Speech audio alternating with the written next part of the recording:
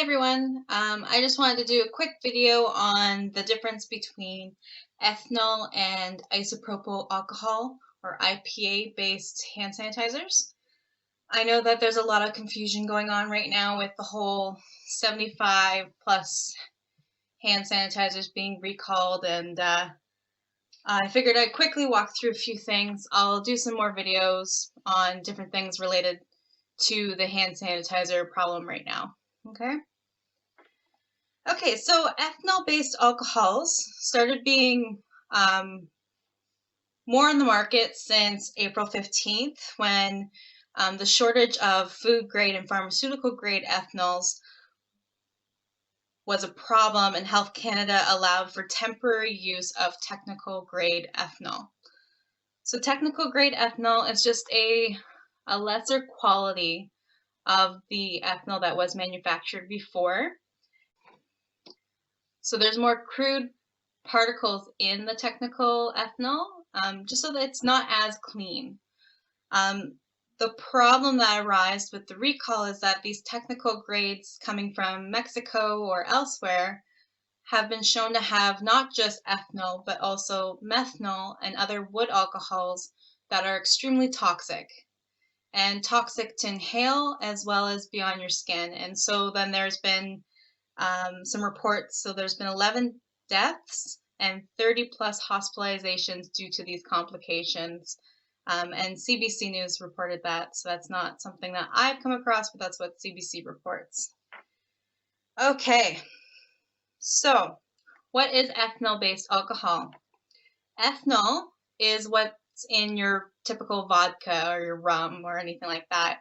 And so in the movies, when you see somebody with a bullet wound and they put a bottle of rum into their wound to help disinfect it, that's essentially what you're doing. Okay? Versus IPA or isopropyl alcohol is your rubbing alcohol. So it's used more in clinical settings, it's used more in healthcare, and it's not meant to be consumed. I don't know if you know this, but if you consume isopropyl alcohol, it can cause blindness. And so different types of alcohol do different things. And so what's the difference between the two? Which one's better? So obviously, if you're consuming it, you're going to want a food-grade ethanol. That would be your vodka or your rum. If you're going to use it for disinfectant topically, like a hand sanitizer, I would recommend the IPA, simply because it is a higher molecular weight. And so that being said, it has a better effect at removing microbes. So in other words, better effect at disinfecting the skin topically. Ethanol has been shown to, when put on topically, absorb through the skin more so than isopropyl alcohol because of the molecular weight. And so even though the levels are not high from topical use, if you are using it excessive, it is potential to cause an increase in blood levels. So for example, if you're pregnant or breastfeeding, you may not want to have any alcohol in your bloodstream. Okay. However, I did find one study, it's a small study, that looked at using isopropyl alcohol versus ethanol in the hospital setting. So IPA I use often in the clinic. It's one of our main disinfectants for like stethoscopes, other equipment, medical grade equipment, and I also use it for acupuncture points. Now, with the shortage, with everything happening, they started switching to ethanol based because it was easier to get.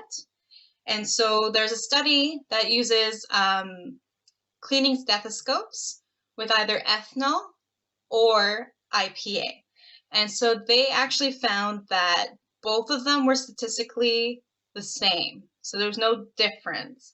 And so the difference that was there was not enough to say that one was better than the other.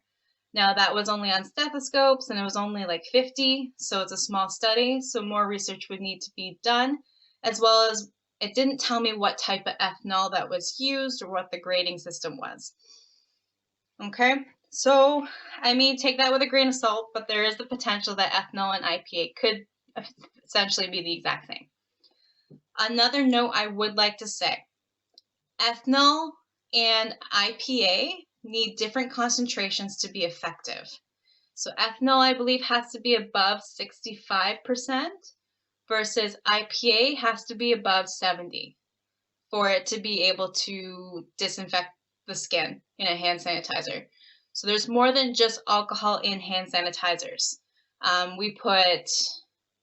put coconut oil, witch hazel, essential oils, and vitamin E in the ones I make up, simply because those are all products to help nourish the skin, build the skin barrier, as well as other antimicrobial and immune boosting benefits, just to protect the skin from being damaged and dried out. Because what does alcohol do? Alcohol dries out the skin.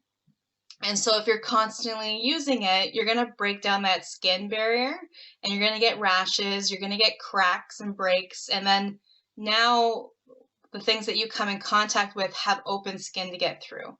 And so that would actually be worse because now your barrier is broken.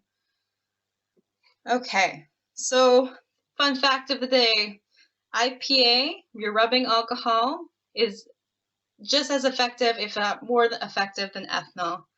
Ethanol, technical grade, has more crude substances that has been linked to the health problems going on right now. And we'll check in tomorrow with more fun facts about hand sanitizers and alcohol. Thank you.